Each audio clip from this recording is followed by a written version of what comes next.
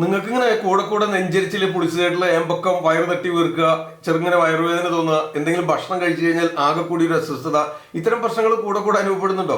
ഇത് നിങ്ങളുടെ മാത്രം ഒരു പ്രശ്നമല്ല, ഇത് എല്ലാ ഏജ് ഗ്രൂപ്പിലും എല്ലാ പ്രായക്കാർക്കും ഇന്ന് വളരെ കൂടിക്കൊണ്ടിരിക്കുന്ന ഒരു പ്രശ്നം തന്നെയാണ്. ഇത് തോന്നിക്കഴിഞ്ഞാൽ ഉടനെ എന്തെങ്കിലും ഒരു ഗുളിക എടുത്ത് ഒഴുങ്ങുക, അത് കഴിഞ്ഞ ഒരു താൽക്കാലിക ആശ്വാസം കിട്ടുക. പക്ഷെ വീണ്ടും ഈ പ്രശ്നം കൂടെ വരുന്നില്ലേ? ഇങ്ങനെ ജീവിക്കുന്ന ഒരുപാട് പേരുണ്ട്. അവർക്ക് തീർച്ചയായിട്ടും സഹായകരമാവും ഈ വീഡിയോ. ഇന്നത്തെ ഈ വീഡിയോയിലെ ഒരു ആയുർവേദ കാഴ്ചപ്പാടനുസരിച്ച് എന്തുകൊണ്ടാണ് ഈ രോഗാവസ്ഥ നിങ്ങളെ ബാധിക്കുന്നത്, അതിനുള്ള കാരണങ്ങൾ, ലക്ഷണങ്ങൾ, ചില ചികിത്സാ രീതികൾ, ചില പൊടിക്കൈകൾ, നിങ്ങൾക്ക് വീടുകളിൽ തന്നെ ചെയ്തു നോക്കാവുന്ന ചില പരീക്ഷണങ്ങൾ. പക്ഷെ വീണ്ടും ആവർത്തിച്ച് പറയട്ടെ, ഈ താൽക്കാലിക ആശ്വാസത്തിന് പ്രയോഗിച്ചു പോകുന്ന പൊടിക്കൈകൾ ഒരിക്കലും ശാശ്വതമല്ല. ഇതുകൊണ്ട് ആശ്വാസം കിട്ടുന്നില്ലെങ്കിൽ തീർച്ചയായിട്ടും അടുത്തുള്ള ഒരു ആയുർവേദ ഡോക്ടറെ കൺസൾട്ട് ചെയ്തിട്ട് വേണ്ടതായ ചികിത്സകൾ ആരംഭിക്കണമെന്ന് ആവശ്യപ്പെടുകയാണ്. ഇതൊരു എഡ്യൂക്കേഷണൽ പർപ്പസിന് വേണ്ടി മാത്രം ചെയ്യുന്ന ഒരു വീഡിയോ ആണെന്നും കൂടെ ഓർമ്മിച്ചോളട്ടെ. ആയുർവേദ രീതി അനുസരിച്ച് ഇത് താൽക്കാലികമായിട്ട് സപ്രസ് ചെയ്യുന്നതിന് വേണ്ടതായ എന്തെങ്കിലും പൊടിക്കൈകളെല്ലാം നിർദ്ദേശിക്കുന്നത് ആയുർവേദ ചികിത്സ ഈ രോഗാവസ്ഥയിൽ മാത്രമല്ല, എന്തെന്ത് രോഗാവസ്ഥയാണെങ്കിൽ തന്നെയും അത് എന്തുകൊണ്ടുണ്ടാകുന്നു, എന്താണ് അതിന്റെ കാരണം കണ്ടുപിടിച്ച് അതിന്റെ കാരണത്തിനെ ചികിത്സിക്കുകയാണ് ആയുർവേദത്തിൽ പൊതുവെ ചെയ്തു വരുന്നത്. ഇത്തരം അസിഡിറ്റി പോലുള്ള രോഗാവസ്ഥകൾ കാണിക്കുന്നുണ്ടെങ്കിൽ നിങ്ങൾ ഭക്ഷണ രീതികളിൽ, ജീവിത രീതികളിൽ വരുത്തേണ്ടതായ മാറ്റങ്ങൾ, അതുപോലെ നിങ്ങൾക്ക് പ്രയോജനപ്രദമാവുന്ന ചില ആയുർവേദ ഔഷധ ദ്രവ്യങ്ങൾ പരിചയപ്പെടുത്താം. യോഗയ്ക്കും പ്രാണായാമത്തിനും മെഡിറ്റേഷനും പോലും ഇത്തരം അവസ്ഥകളിൽ കാര്യമായ മാറ്റം വരുത്തുന്നതിന് സാധിക്കുന്നുണ്ട്. അത് അറിഞ്ഞിരിക്കുന്നത് തീർച്ചയായിട്ടും പ്രയോജനപ്പെടുന്നതായിരിക്കും. ആയുർവേദ ഗ്രന്ഥങ്ങളിൽ അസിഡിറ്റി എന്ന് പറയുന്ന കണ്ടീഷനെ അമ്ലപിത്തം എന്നാണ് വിളിക്കുന്നത്. ഇതൊരു പിത്തദോഷം വർദ്ധിച്ചുണ്ടാകുന്ന രോഗാവസ്ഥയാണ്. പലർക്കും പിത്തദോഷം വർദ്ധിച്ച് നെഞ്ചരിച്ചിൽ അനുഭവപ്പെടാം, പുളിച്ചതേട്ടൽ അനുഭവപ്പെടാം. ഇത് അതിതീവ്രമാകുന്ന അവസ്ഥയിൽ രക്തം തുപ്പുന്ന അവസ്ഥ പോലും വരാറുണ്ട്, അൾസറൊക്കെ ആയിട്ട് മാറുന്ന കണ്ടീഷൻസിൽ. പിത്തദോഷത്തെ ബാധിക്കുമ്പോൾ പലർക്കും അമിതമായിട്ടുള്ള വിശപ്പ്, അത്യഗ്നി, എത്ര കഴിച്ചാലും വിശപ്പടങ്ങാത്തൊരവസ്ഥ ഉണ്ടാകാം. ഇതിനെ ഭസ്മകം എന്നാണ് ആയുർവേദത്തിൽ വിളിക്കുന്നത്. അതുപോലെ ചിലർക്കൊക്കെ പിത്തദോഷം ക്ഷയിച്ചു കഴിഞ്ഞാൽ വിശപ്പില്ലാത്ത അവസ്ഥ വരുന്നുണ്ട്. അക്കാരണങ്ങളാലും ഈ രീതിയിലുള്ള ബ്ലോട്ടിങ്ങും ഗ്യാസ് ട്രബിളും നെഞ്ചരിച്ചിലും പുളിച്ചേട്ടലും ഒക്കെ അനുഭവപ്പെടാനും ഇടയാക്കുന്നതാണ്. ഇനി നമുക്ക് അമ്ലപിത്തം ഉണ്ടാകുന്നതിനുള്ള കാരണങ്ങൾ എന്തൊക്കെയാണെന്ന് പരിശോധിക്കാം. ഏറ്റവും ആദ്യമായിട്ട് പറയേണ്ടത് ഉപ്പും എരിവും പുളിയും എണ്ണയും ഒക്കെ ചേർത്ത് തയ്യാറാക്കുന്ന ഭക്ഷണങ്ങൾ അമിതമായിട്ട് നിങ്ങൾ പ്രയോഗിക്കുന്നതുകൊണ്ടാണ്. അച്ചാറൊക്കെ കൂടുതലായിട്ട് ഉപയോഗിക്കുന്നു. പലപ്പോഴും പിക്കിളൊക്കെ തയ്യാറാക്കുന്നത് എരിവ് കിട്ടുന്നതിനായിട്ട് മുളക് മാത്രമല്ല ചേർക്കുന്നത്, അതിലേക്ക് പല ആസിഡ്സ് പോലും ചേർത്ത് വരുന്നുണ്ട്. അപ്പൊ അതൊക്കെ നിങ്ങളുടെ അന്നനാളത്തെയും ആമാശയത്തെയും ഒക്കെ ഒരു തരത്തിലുള്ള പൊള്ളലേൽപ്പിക്കുന്നതിന് ഇടയാക്കുന്നുണ്ട്. ഇതും അസിഡിറ്റിക്ക് ഒരു കാരണമാകുന്നുണ്ട്. ഇത്തരം പ്രശ്നങ്ങൾ ഉള്ളവരാണെങ്കിൽ എണ്ണയുടെ ഉപയോഗം പരമാവധി കുറയ്ക്കുകയോ ഒഴിവാക്കുകയോ ചെയ്യുന്നത് നല്ലതാണ്. എണ്ണ പലഹാരങ്ങൾ, എണ്ണയിലിട്ട് വറുത്ത സംഗതികളൊക്കെ തീർച്ചയായിട്ടും നിങ്ങൾ ഒഴിവാക്കുന്നത് പ്രയോജനപ്രദമായിരിക്കും. മറ്റൊരു സംഗതി ശ്രദ്ധിക്കാനുള്ളത് സമയം തെറ്റിയുള്ള ഭക്ഷണക്രമം. ഒരു ക്ലിപ്തതയില്ലാതെ, ഒരു നിശ്ചിത സമയക്രമം പാലിക്കാതെ പലപ്പോഴും പല ദിവസങ്ങളിലും പല സമയങ്ങളിലും ഭക്ഷണം കഴിക്കുക, കൂടെ ഭക്ഷണം കഴിക്കുക, രാത്രി വളരെ ലേറ്റ് ആയിട്ട് ഭക്ഷണം കഴിക്കുക, ഇതൊക്കെ ഈ അസിഡിറ്റി, അമ്ലപിത്തം പോലുള്ള രോഗാവസ്ഥകളിലേക്ക് നയിച്ചേക്കാം. അതുപോലെ തന്നെ ഇത്തരം അവസ്ഥകൾക്ക് കാരണമാകുന്ന മറ്റൊരു കണ്ടീഷൻ ഉണ്ട്. പലരും, ഒരുപാട് പേര് നേരം വൈകി ഉണരുന്നതുകൊണ്ടായിരിക്കാം, സമയക്കുറവുകൊണ്ടായിരിക്കാം ബ്രേക്ക്ഫാസ്റ്റ് സ്കിപ്പ് ചെയ്യുന്നത് ഒരു ഫാഷനായിട്ട് മാറിക്കൊണ്ടിരിക്കുക. ഇത് തീർച്ചയായിട്ടും നിങ്ങൾക്ക് ദഹന തകരാറുകൾ ഉണ്ടാക്കും, അസിഡിറ്റി അഥവാ അമ്ലപിത്തം പോലുള്ള രോഗാവസ്ഥയിലേക്ക് നയിച്ചേക്കാം. അപ്പൊ അതുകൊണ്ട് 3 നേരങ്ങളിൽ കൃത്യമായിട്ട് ബ്രേക്ക്ഫാസ്റ്റും ലഞ്ചും ഡിന്നറും കൃത്യസമയങ്ങളിൽ കഴിച്ചിരിക്കണം എന്നുള്ളത് ഉറപ്പാണ്. ഇത്തരം രോഗലക്ഷണങ്ങൾ കാണിച്ചു തുടങ്ങിയാൽ ആരംഭഘട്ടത്തിൽ തന്നെ നിങ്ങൾ ഏറ്റവും ആദ്യം യാതൊരു ചെലവുമില്ലാതെ ഈ സമയക്രമം പാലിക്കുന്നതിനെങ്കിലും ശ്രദ്ധിക്കേണ്ടതാണ്. ഇന്നത്തെ ജീവിത സാഹചര്യങ്ങൾ കൊണ്ടും ജോലി സാഹചര്യങ്ങൾ കൊണ്ടൊക്കെ വർദ്ധിച്ചു വരുന്ന സ്ട്രെസ്സും ടെൻഷനും ആങ്സൈറ്റിയും ഇതിനൊരു കാരണമാകുന്നുണ്ട്. ലേറ്റ് നൈറ്റ് സ്ലീപ്പ് ഇതിനൊരു കാരണമാകുന്നുണ്ട്. ഉറക്കക്കുറവും ഇത്തരം രോഗാവസ്ഥയെയും ബാധിക്കുന്നുണ്ട്. പിന്നെ മറ്റൊരു സംഗതി, അമിതമായിട്ടുള്ള ചായ കുടിയും കാപ്പി കുടിയും, കൂടെ ഡെയിലി 6ഉം 7ഉം ഒക്കെ കാപ്പിയും ചായയൊക്കെ കുടിക്കുന്നവരുണ്ട്. അമിത മദ്യപാനം, പുകവലി, ഇതൊക്കെയും അസിഡിറ്റിക്ക് കാരണമാകുന്നുണ്ട്. ഒരു ആയുർവേദ കാഴ്ചപ്പാടനുസരിച്ച് പറയുകയാണെങ്കിൽ പിത്തദോഷം വർദ്ധിക്കുന്നതായ കാലാവസ്ഥയും അസിഡിറ്റിക്ക് കാരണമാകുന്നുണ്ട്. ആ സമയത്താണ് നിങ്ങളുടെ ഈ ഫാസ്റ്റിങ്ങും ക്രമം തെറ്റിയുള്ള ഭക്ഷണ രീതികളെന്നുണ്ടെങ്കിൽ തീർച്ചയായിട്ടും അത് ബാധിക്കാൻ ഇടയാക്കും. അതുപോലെ തന്നെ ചില കെമിക്കൽ മെഡിസിൻസ്, പ്രത്യേകിച്ച് പെയിൻ കില്ലേഴ്സ് ഒക്കെ അമിതമായിട്ട് നിങ്ങളുടെ ശരീരത്തിന് താങ്ങാവുന്നതിനേക്കാൾ കൂടുതൽ ചെറുങ്ങനെ വേദന തോന്നിയാൽ ഉടനെ പെയിൻ കില്ലർ കഴിക്കുക, ഇത്തരക്കാരുണ്ട്.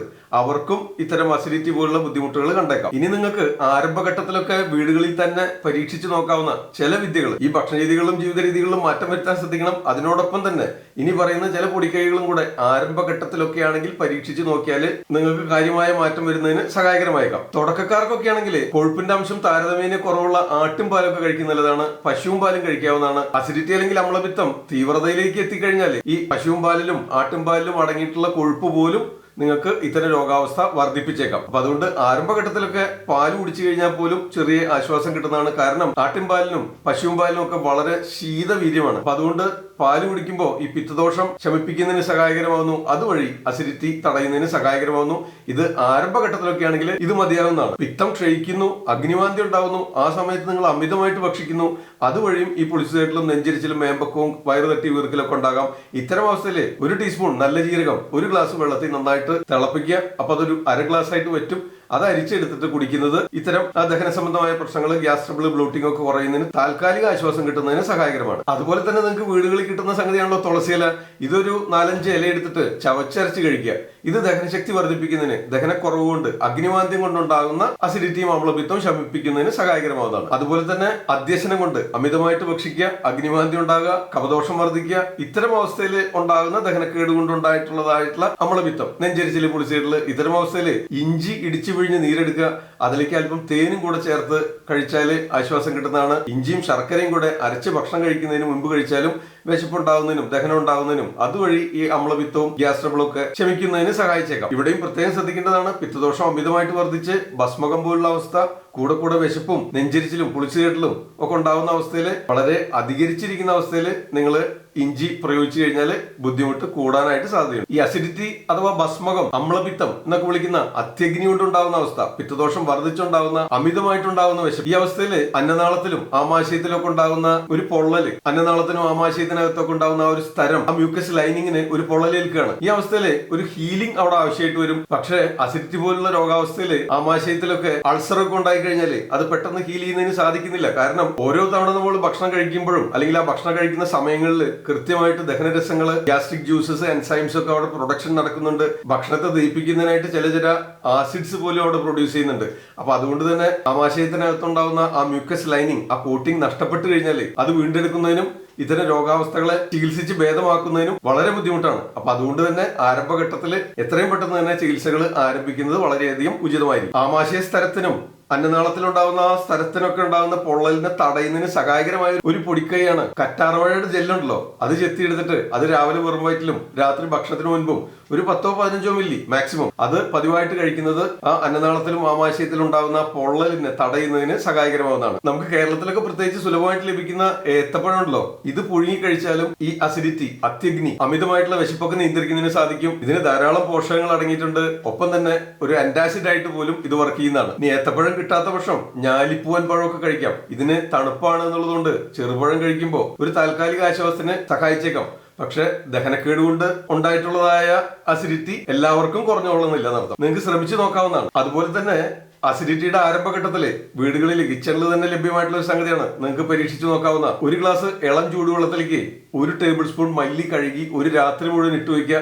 പിറ്റേന്ന് രാവിലെ ആ വെള്ളം അരിച്ചെടുത്ത് രാവിലെ കുടിക്കുക, വെറും വയറ്റിൽ കുടിക്കുക. ഇത് പതിവായിട്ട് ചെയ്താൽ അസിഡിറ്റിയുടെ ഒക്കെ ആരംഭഘട്ടത്തിലാണെങ്കിൽ അത് നിയന്ത്രിച്ചു കൊണ്ടുവരുന്നതിന് സഹായകരമാവുന്നതാണ്. അസിഡിറ്റി ചികിത്സിക്കുമ്പോൾ തയ്യാറാക്കുന്ന മിക്കവാറും ഔഷധങ്ങളിലൊക്കെ നെല്ലിക്ക ധാരാളമായിട്ട് ചേരുന്നുണ്ട്. ഉണക്ക നെല്ലിക്ക കഷായം വെച്ച് കുടിക്കാം, പച്ച നെല്ലിക്ക ചവച്ചരച്ച് കഴിക്കാം, അതല്ലെങ്കിൽ നെല്ലിക്ക ജ്യൂസ് അടിച്ച് കഴിക്കാം. അതൊക്കെ ആശ്വാസം കിട്ടുന്നതിന് സഹായകരമാണ്. നെല്ലിക്ക ചേർത്ത് തയ്യാറാക്കുന്ന ത്രിഫല ചൂർണം നിർദ്ദേശിക്കാറുണ്ട് ചില അവസരങ്ങളിൽ. അതുപോലെ അവിപത്തി ചൂർണം പിത്തദോഷത്തെ ശമിപ്പിക്കുന്നതിന് സഹായകരമാവുന്നതാണ്. പിത്തദോഷം വർദ്ധിച്ചിട്ടുള്ള അവസ്ഥയിൽ അവിപത്തി ചൂർണം നിർദ്ദേശിക്കാറുണ്ട്. ഇത് പിത്തദോഷത്തെ ശമിപ്പിക്കുകയും അതുവഴി അസിഡിറ്റി നിയന്ത്രിച്ചു കൊണ്ടുവരുന്നതിനും സഹായകരമാവുന്നതാണ്. രോഗതീവ്രത കൂടിയിരിക്കുന്ന അവസ്ഥയിൽ ഇത്തരം പൊടിക്കൈകൾക്ക് ഒന്നും നിൽക്കണ്ട, ഇതൊന്നും മതിയാവില്ല. ഒരു ആയുർവേദ ഡോക്ടറെ കൺസൾട്ട് ചെയ്യുക, എത്രയും പെട്ടെന്ന് വേണ്ടതായ ഔഷധങ്ങൾ സേവിക്കുക.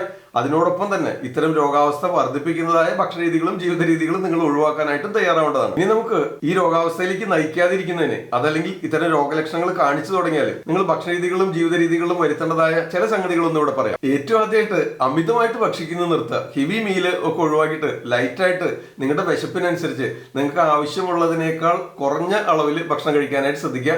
3 നേരം കൃത്യമായിട്ട് കൃത്യസമയങ്ങളിൽ കഴിക്കാനായിട്ട് ശ്രദ്ധിക്കുക.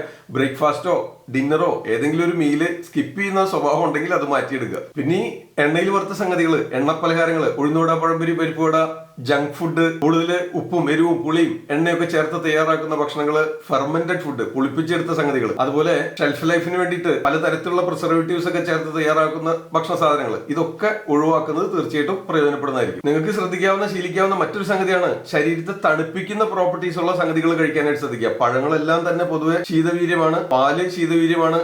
അതുപോലെ ഇളനീര് കഴിക്കാം. കുമ്പളങ്ങയും വെള്ളരിക്കയും തണ്ണിമത്തനും കുക്കുംബറും പൊട്ടുവെള്ളരിക്കയും ഇതൊക്കെ ശീലിക്കാവുന്നതാണ്. ആരംഭഘട്ടത്തിലാണെങ്കിൽ ഇത് വർക്ക് ചെയ്യുന്നതായിരിക്കും.